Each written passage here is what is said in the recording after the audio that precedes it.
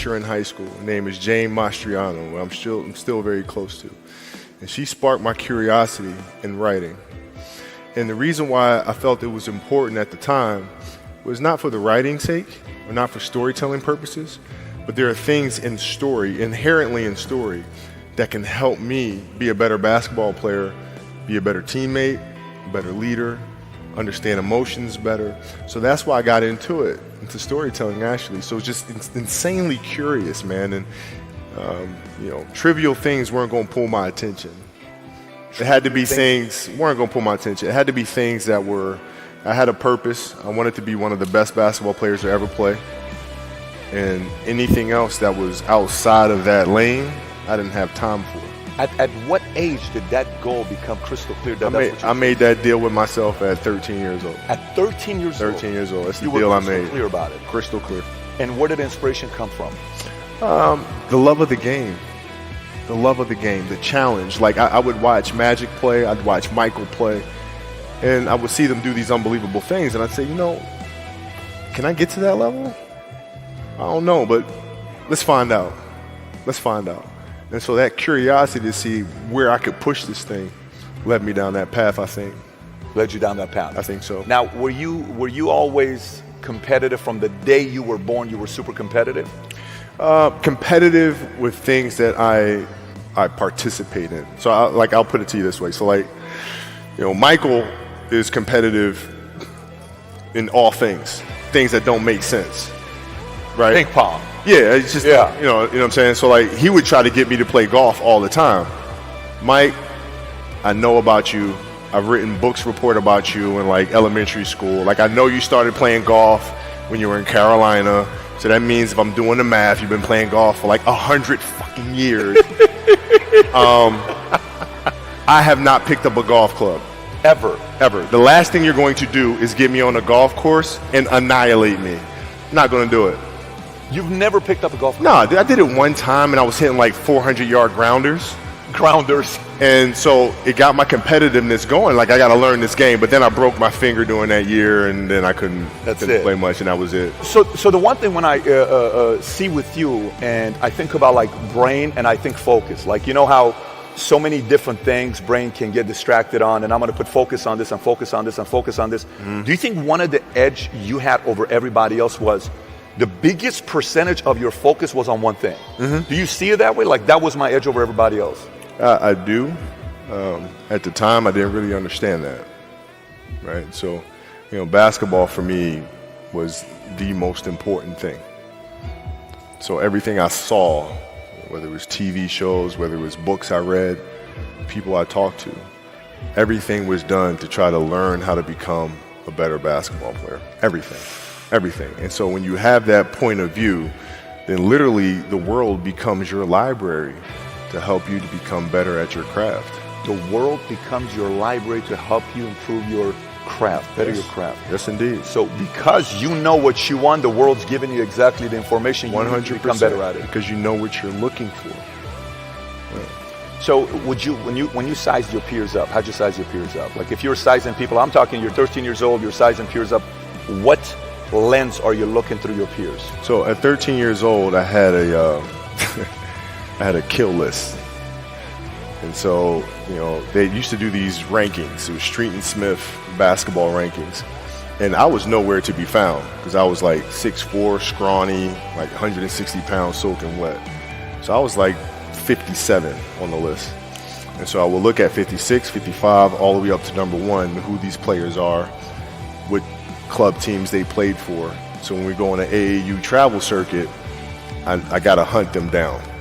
Right? And so that became my mission in high school, is to check off every other person, all those 56 other names, hunt them down and knock them down.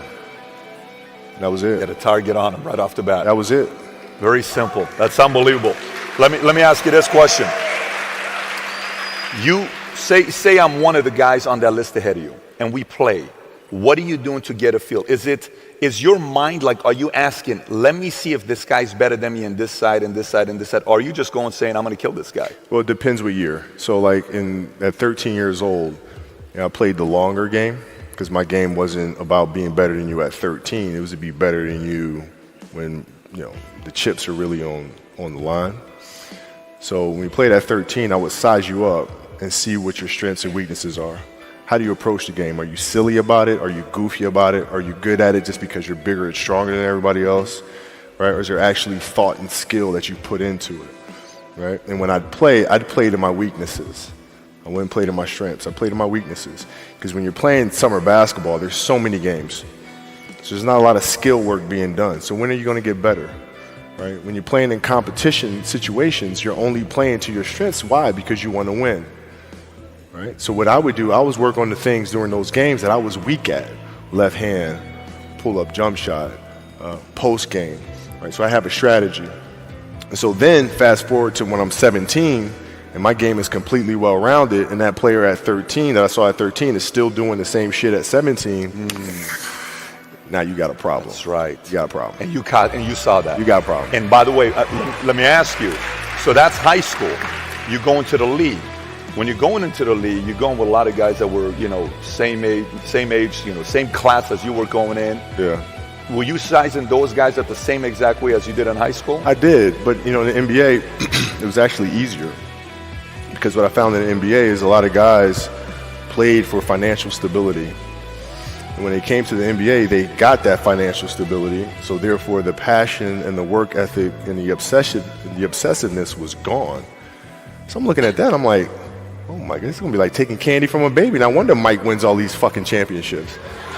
It's like, this is crazy. You know what I'm saying? And then you had the players that had that passion, but weren't willing to commit their entire lives to doing that, right? It's a choice, right? You have other things. You have family. You have all these other things that you have to do. The game can't really be your number one priority. And so I was looking at that like, man, this is going to be fun. In the Muse, you said, I knew you couldn't do what I was doing because I was obsessed. I'm paraphrasing. And then you said, whether it's friends, relationship, it didn't matter. It was all basketball. Yeah. If I'm buddies with you from high school, if I'm a cousin of yours, what happened to our relationship? How did that gravitate when you went into the league and you're determined to become the greatest, or you're determined to become one of the greatest? What happens to our relationship? Oh, it suffers. It does suffer. Oh, yeah. Okay. Yeah. And you understood that. You were okay with that. Well, yeah. And the people that love you, like friends and family, like they know that about you. Got it. So they let you be you. And when you reconvene, you pick back up where you left off. Mm-hmm. But make no mistake about it, everything in between is lost, right? So those long-term relationships, the commitment of time of, taking vacation. Like I see a lot of players take vacations with other players that are close friends. And just take vacations just to take vacations, or just hang out just to hang out. Like I never did that. But why not though? Why didn't you do that? Well, because when I retire, I didn't want to have to say, I wish I would have done more. I don't want that. I don't want that.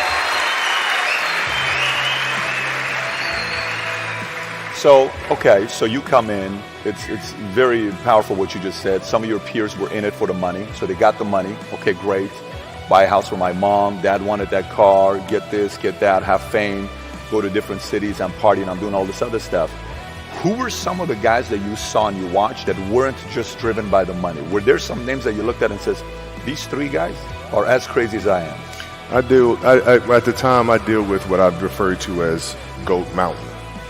I went to Goat Mountain and I talked to Magic, Michael, Bird, Hakeem Olajuwon, Jerry West, Oscar Robinson, Bill Russell.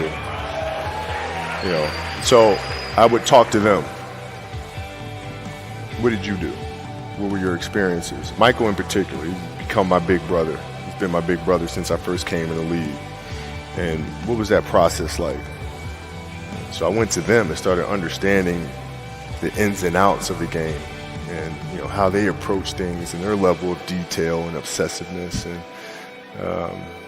that's what I did. Why do you think, and first of all, let me ask how it felt, but I'm curious to know why you think as well. How did it feel knowing, like, from the moment you got into the league, The guy at the time is the greatest of all time. Everybody wants to be like Mike. Gatorade, all this stuff.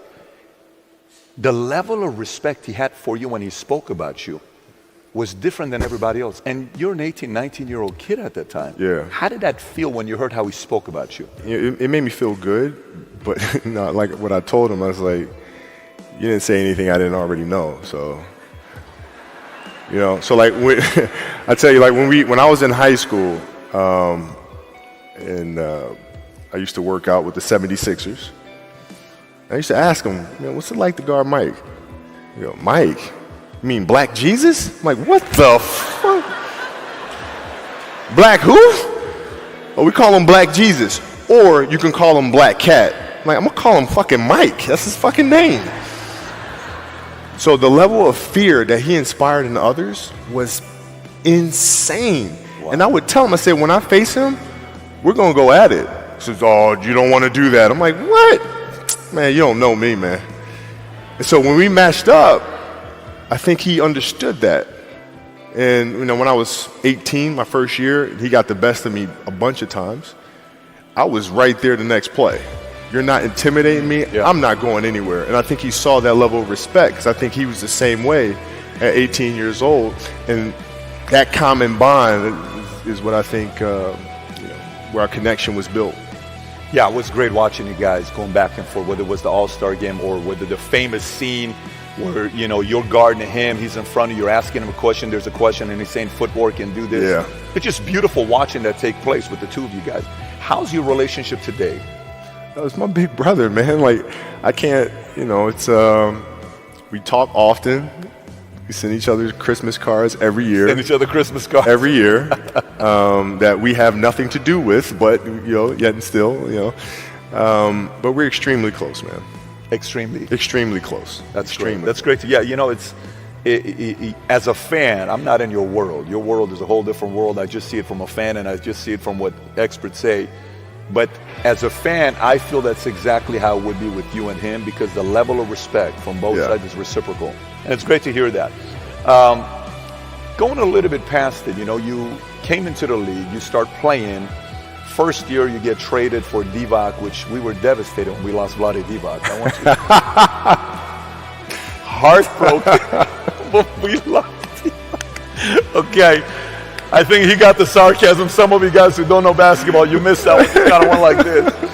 But Kobe shows up. I mean, I'm like a kid in a candy. So when you show up, I'm like, oh, no more Sedale treat. We're going to get some real players. Nothing against these guys, but we wanted some entertainment, Yeah. So you show up and you play, and there was the one game. I think you started getting a little bit more playing time. I think you did 7.2 points a game because they won't let you play. The coach was just not putting you in there. Yeah. Second season was like 15. I bet if you take your first three and you played college, you're 25.4, would be a 26.5, 26.6 type of a number. Yeah. But your first 3 seasons, then the one game, it's the last game of the season, you play Utah. Yeah.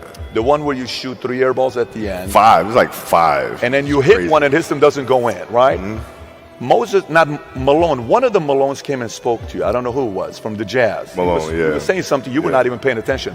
Shaq was whispering something in your ear. What did Shaq say to you in that moment? I don't even know. You don't remember? No, I wasn't paying attention. Got it was, for me, it's maybe it's a little like asshole of me or whatever, but whatever. He was trying to whisper encouraging things. I was like, I'm fucking fine. Okay, I shot 5 air balls on national TV in front of millions of people that cost us the series, and I'm 18. I'm fine, dude. How do you get how does somebody get there mentally with that public humiliation? To some people hurts them and they don't come back because, there was a player, Barbosa. I don't know if you remember Barbosa. Yeah, of course, you remember. Of course. He was extremely talented for a quick first step, but they said he wouldn't do well when the spotlight was on him. Yeah. How did you get mentally and emotionally so strong where it doesn't bother you? Well, you got to look at the reality of the situation. Like for me, it's not, you kind of got to get over yourself. Like, it's not about you, man. Like, okay, you feel embarrassed. You're not that important. Like, get over yourself. That's where you go. Get over yourself, right? Like, you're worried about how people may perceive you, and like you're walking around and it's embarrassing because you shot 5 air balls. Get over yourself, right? And then after that, it's okay. Well, why did those air balls happen? got it. High school, year before, we played 35 games, max, right? Week in between, spaced out, plenty of time to rest. In the NBA, it's back to back to back to back to back to back to back. I didn't have the legs. So you look at the shot, every shot was online. Every shot was online, but every shot was short. Right? I got to get stronger. I got to train differently. The weight training program that I'm doing, I got to tailor it for an 82-game season so that when the playoffs come around, my legs are stronger and that ball gets there. So I look at it with rationale and say, okay, well, the reason why I shot air balls is because my legs aren't there. I go, well, next year they'll be there. That was it. Done. And then what is your process of improvement with your schedule leaving? Because, you know, Phil Jackson gets asked between you and MJ, right? Because he coached both of you guys. So, you know, you constantly gets asked that question. He's always going to pick the first child. He's right. He's going to pick the first child. But I tell you, he said something about you that to me, it's a level of respect that any player can duplicate what he said about you. To me, the level of respect for that is a whole different level. You can't teach big hands. Right? You cannot teach that, right? You cannot teach 49, 48-inch, whatever the vertical leap is, and you cannot teach that, right? Sure. But he said nobody in his history of coaching had your level of work ethic. I mean, you hear so many guys tell stories about your work ethic. What was really your work ethic like, and for how long did you stay disciplined? Well, I mean, every day. I mean, since 20 years. It was an everyday process and trying to figure out strengths and weaknesses. For example, jumping ability. Now, my vertical was a 40. It wasn't a 46 or a 45. My hands are big, but they're not massive. Right? So you got to figure out ways to strengthen them so your hands are strong enough to be able to palm a ball and do the things that you need to do. Quickness, I was quick, but not insanely quick. I was fast, but not ridiculously fast. Right? So I had to rely on skill a lot more. I had to rely on angles a lot more. I had to study the game a lot more. And but I enjoyed it though. So like from the time I can remember when I started watching the game, I studied the game and it just never changed. Technical question here. Let's see how you can answer this. Who would Shaq be if he had your work ethic? He'd be the greatest of all time. If Shaq had your work ethic, he'd be the greatest of all time. Greatest of all time by a mile. Sure. He'd be the first to tell you that. For sure. I mean, this guy was a force like I have never seen. I mean, it was crazy.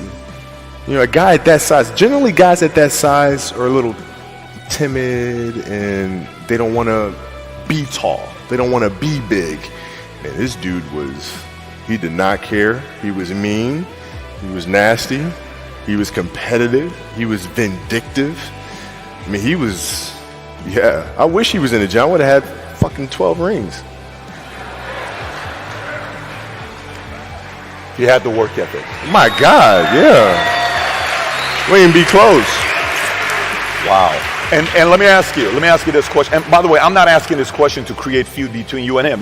I don't care, bro. Listen, me and Shaq sit down all the time, and I say, dude, if your lazy ass was in shape. I hear you saying all the time, and he takes it. I tell him all the time. I'm asking this question for a different reason. I'm asking this question because, look, we've grown as a company extremely fast. We went from one office with 66 agents to 10,900 offices, 10,900 agents in 49 states, and we're the fastest growing insurance company now.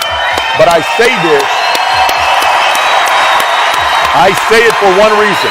And by the way, this message is directed to a lot of you, so hear me out very simply. The fact that you say the work ethic side, the fact that you say work ethic side, and you say, hey, if he would have worked that hard as I did, do you think if he would have had the same level of commitment to the game as you did, you guys would have had fewer feuds between each other? Yeah, because I don't deal with people that don't commit at that level, but then act as if they do. I don't deal with that. I don't. It's real shit. I mean, listen. So, like, we used to get into stuff all the time because it was like, you know, he would say, okay, Kobe's not throwing me the ball. And, you know, media would take it and run with it and all sorts of stuff. And I'm like, well, bruh, if you were in shape, by the time I run down on a fast break and run back and then run down, you're still coming down the first time, bruh. Like, what the hell do you want me to do? Right? So a lot of our contention came from that. Came from that. And even though he was older, you were still confronting him. You didn't care. Oh, I didn't care, man. From listen, day one, bro. From day one. I knew for sure Rick Fox, my teammates, they all thought I was absolutely crazy the day me and Shaq got in a fist fight. After that day, they were like, okay, Kobe, you're certifiable. Fist fight. Oh, yeah. Fist fight. Oh, I'm not backing down. Listen, either you're going to and whoop Shaq my had a ass fist or we're going to have a night. But, you know, ain't no way. You know, there's a level of respect. And for Shaq, too, by the way, I know he's told me that day was a big turning point for him because it was like, you know, he's generally used to talking trash and saying what he wants and nobody really stepping up and challenging him on that. And when he saw me challenge him on that, he was like, this kid's crazy. All right, I can win with that.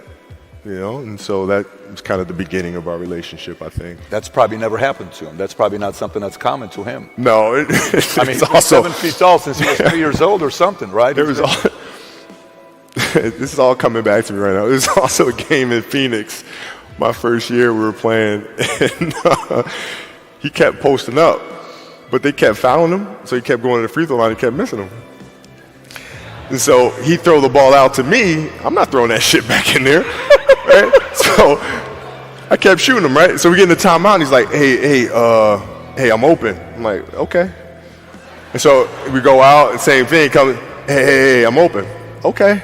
And you go, come back in, hey, dude, you got to throw me the ball. I said, man, fuck that. Get it off the rebound if I miss, bro. You told him this. First year. 18 years old, man. 18 years old. And I must have been out of my damn mind. So, did you have guys you went to outside of the players? Like when you're coming to figure out a way to improve your game. We had Billy Bean here a couple days ago, and I don't know if you know who Billy Bean is. If you've seen the movie Moneyball, he's the guy, Billy Bean. Of course. So he talked a lot about predictive analytics. He talked about the fact that the year Moneyball came out, the year prior to that, they paid players and looked at on-base percentage as 8 stats. And the year Moneyball came out, all the scouts started making on-base percentage number 1, what they recruited for, right? Did you have ways to improve your game by looking at data, looking at conditioning? What were some of the factors you looked at on how to improve your game season after season? The game itself it's a complicated answer. So there are very tactical things in terms of footwork and geometry of the court. So you're looking at the court and looking at the 45-degree angles that the court is shaped in and how it needs to operate. That's one component to it. So looking at spots on the floor where you can increase your efficiency, right? You can be on the wing, but there's a certain spot on the wing that improves your angle to drive to the basket, right? So that sort of stuff. Footwork of the opposition, looking at the emotion of the opposition, their tendencies, their weaknesses, and all that stuff. Understanding the momentum of the game, how to create momentum shifts, where momentum shifts come from, all this sort of stuff. And then studying outside of that, right? Looking at different industries, looking at conductors, looking at writers, looking at actors and how they get into character, and then how do they keep themselves in that mental space. So looking at different industries, looking at nature itself, and learning from that and how you can incorporate that into the game. Man, it's a lot of studying. What's your process for making a decision? Do you have a flow of how you go through making a decision? Depends on the decision. Depends on the decision. If we're talking about, a basketball decision where, you gotta, read a certain coverage or something like that. I mean, a lot of that comes from the pre-work and understanding what their defensive package is and how to put teammates in certain situations. So, for example, if you look at players nowadays that are charged with taking game-winning shots, making game-winning decisions, and you look at the play and then you look at it and say, okay, well, that shooter was there that came, and the player couldn't do anything but pass the ball, right? Well, that's because they didn't do the pre-work, right? So when you do the pre-work, you understand, okay, this team in this situation likes to run a double team from this particular angle. All right, so I'm going to clear that side out, force the double team to come from a different angle, move myself to a space on the floor where it's going to take a long time for the double team to come, and now I can circumvent the double team and get to a place on the floor where I can knock down a shot or get to the basket. So it's all that pre-work. Decision, when I say decision, how was if you're looking at somebody that you're sizing up, or if you're looking at somebody to go into business with, or if you're looking at a big investments you got to make, what is the decision-making process there? Do you call? Is there first you do your own research? You take this much time. You call an advisor. Is there a system you follow? It's pretty simple for me. It's do you understand the business? Is it a business that you can help in some form or fashion? What are the barriers of entry to that business? And then the entrepreneurs themselves, the company itself. Right? Do they have a culture that you believe is sustainable? Are these leaders people that you believe in? Are they people that are obsessives? And in turn, have they created a culture of obsessiveness? So I tend to look at those 4 factors, and that's it. That's big right there, by the way. I don't know if you guys caught that right there. That's pretty massive right there.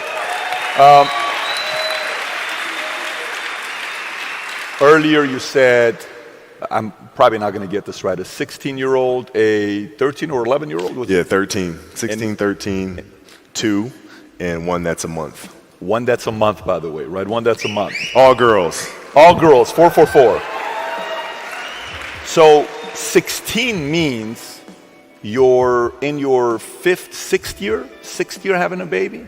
Yeah. Is it something like that, right? Give or take. What was the conversation like with your wife to say, listen, this is the schedule? Because look, you know, some entrepreneurs, they're coming home at night and late, oh my gosh, my wife is upset because I came home at 11:30. Yeah. Oh my goodness, what a sacrifice I'm making. You know, this life's, you know, I don't know if I can do this. Sure. You're on the road 9 months out of the year. If you Sure. especially played Olymp, you won 2 gold medals, so you're doing that on the off season and you're trying to get that part going and training for doing your camps. What is the conversation life like with your wife and kids to say, listen, this is what I'm doing? How did that conversation go? Well, with the kids, it's different. So, like, the communication with our children is that, you know, Pops is working hard. This is the level of attention to detail you need to have in everything you do. So it's setting the example. Same thing with my wife. My wife's a stay-at-home wife. It's the hardest job, man. Right? So she works really hard at that. I mean, it's, you know, and so her attention to detail with that as well are examples for our children. And then for my wife, it's, you know, she's as competitive as I am. She's just like, listen, man, if you're going to be out here training 8 hours a day, if you're going to spend 9 months out of the year away from your family, you better fucking win the championship. What are we doing this for? What are we doing? That. What are we doing? I love that. You know, but it's a balancing act. And that's the thing that's important, is understanding that we have to have so much energy. Because for like Natalia and Gianna when they were babies, especially Natalia because she was doing prime years, and I go to practice and I'd train and, you know, I'd play the game and, you know, I'd come home and I'd be sore and I'd be tired. And she wants to go swimming. She wants me to take her to the park. She wants to just jump on my back or whatever the case may be. You can't say, I'm too tired, I'm going to lay down. That's not fair. She don't know what the hell's going on, right? And if this was a game, you'd suck it up and play. I play games with the flu. I play games with 102-degree fever, man. Powerful. You can't do that. That is so powerful. Right? Man. You got to be on, man. That's big. Did you guys? Would you sit at the, because you're obviously very detailed. Your show. I mean, you're a very, very detailed guy. Would you guys have a meeting? Like I sit there and say, okay, if I'm thinking like Kobe, let's just say Kobe's trying to schedule out his year. Season's about to start. Would you sit with her and say, okay, babe, this is the schedule next 12 months. Tell me about birthdays. Tell me about this. Yes. Is that what you guys do? Yeah, I look at it and say, okay, birthdays, what am I missing? Valentine's Day, Halloween, Christmas, you know, Easter, like all that fun stuff. I look at the schedule and see what I'm there for, what I'm not there for. Christmas, is it a road game or a home game this year? And then we make a family decision. It's family travel. Do I come back? Like sometimes I'd fly back. Like I'd play a game, and to not miss my daughter's birthday, I'd fly back, be there for her birthday, and then fly back with the team. You know, just to make sure I don't miss anything. Respect. What's the least amount of sleep you played a game on? No sleep. Is there a story where it's like, you know, no one knows about, where you went and played a game and it was so insane for whatever reasons? No sleep. You played a game with zero sleep. Zero sleep. Zero sleep. It's like, you know,